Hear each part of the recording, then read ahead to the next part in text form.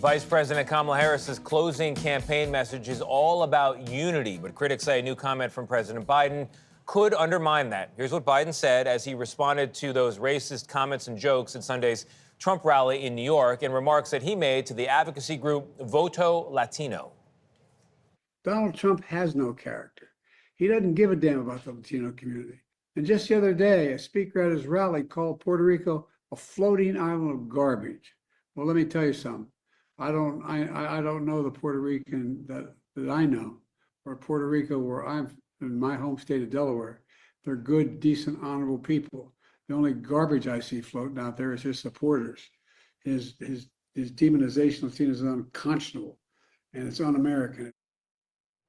In a follow-up statement, the president says, quote, "I referred to the hateful rhetoric about Puerto Rico spewed by Trump's supporter at his Madison Square Garden rally as garbage, which is the only word I can think of to describe it. His demonization of Latinos is unconscionable. That is all I meant to say." But of course, all of it unfolded with Election Day less than a week away, and people are talking about it. We're joined now by the Democratic vice presidential nominee, Governor Tim Walz of Minnesota. Governor, thank you for joining us. Appreciate it. Good morning, Tony. Thanks for having me. I want to get your reaction to the president's comments, but I want to put it into a larger context of your recent comment comparing the Sunday Trump rally to a Nazi rally. And I would also throw in there Obama's bitter clingers, guns and religion comment from a while back, the deplorable line from Hillary Clinton's campaign, and the way that Democrats are seen by some voters as disrespecting them. And I have to ask, does that undercut this closing message of unity from your campaign? No, certainly not. And for Tony, for me, I've represented rural areas. I've represented Democrats, Republicans, Independents. Same thing with the vice president. Look, you saw a presidential speech last night at the Ellipse that is the best of America, one that's talking about unifying us, one that's talking about bringing folks to the table, one that the American tradition of disagreeing and debating, but still doing it in a respectful manner. And I think there's the frustration we've seen since January 6th, the frustration with Donald Trump's rhetoric of division. It does fire passions. And I think President Biden was very clear that he's speaking about the rhetoric we heard at that, so it doesn't undermine it. People are hungry to come back together. They're hungry to find a unifying message. They're hungry for us to find solutions, whether it's prices or whether it's reproductive care. They want to see solutions. Governor Nate Burleson here. Thank you for joining us. You know, there has been some reporting that President Biden has been sidelined during this campaign. One, is there any truth to that? And if not, is this an example of maybe why he should be sidelined? Well, look, President Biden's the president of the United States. He's running it. Vice President Harris is our candidate and will be the next president. And I think there's two different positions there. The vice president is out speaking about the things that we need to be done for the country. She's talking about all of those issues that matter to folks. And the president's doing what he needs to do, and that's making sure our country is reducing inflation, making sure that we're taking our leadership role in the world where American values are front and center. So, no, it doesn't. These are just two different positions. We're bringing this thing home in 6 days, and we're going to make sure that that Vice President Harris becomes our next president. Governor, it's Adriana Diaz. Thank you for being here. One of the things that Vice President Harris says she wants to do is restore abortion rights. Should there be any limits on abortion, including limiting third trimester abortions?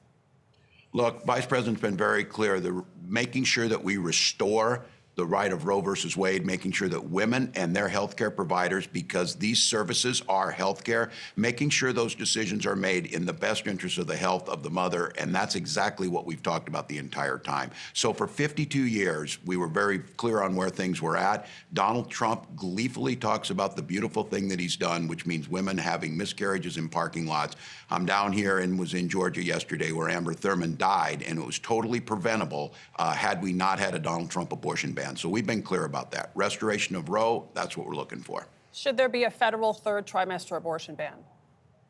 Look, well, I'm going to go back again. Roe was very clear on what they did. We want the restoration of Roe, and that's the position we're taking. Governor, I want to talk about the state of Michigan. It's close to a must-win, if not a must-win, and there's a sizable Arab American population there that we've had reporting on our show. They're hesitant to support you and Kamala Harris for president and vice president because of your support for Israel's continued war on Hamas and Gaza and all the civilian casualties that have come with it. If you could speak directly to those voters right now, what would you say?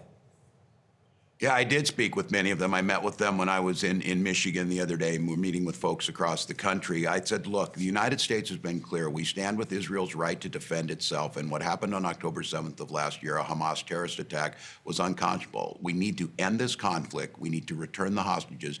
And we need to make sure that the humanitarian crisis in Gaza is brought to an end.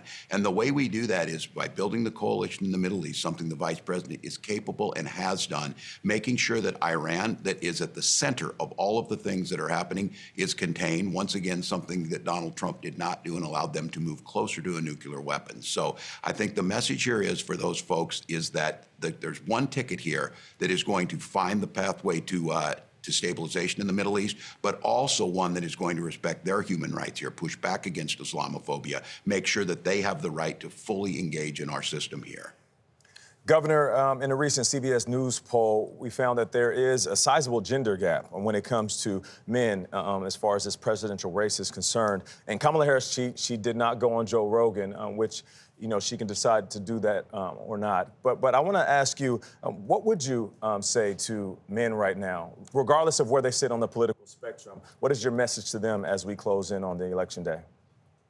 Yeah, several things. First of all, for the women in their lives that they love, their wives, their daughters, their partners, whoever it may be, this election really, their lives are at stake. This issue of watching maternal mortality rates skyrocket in states like Texas is simply unacceptable.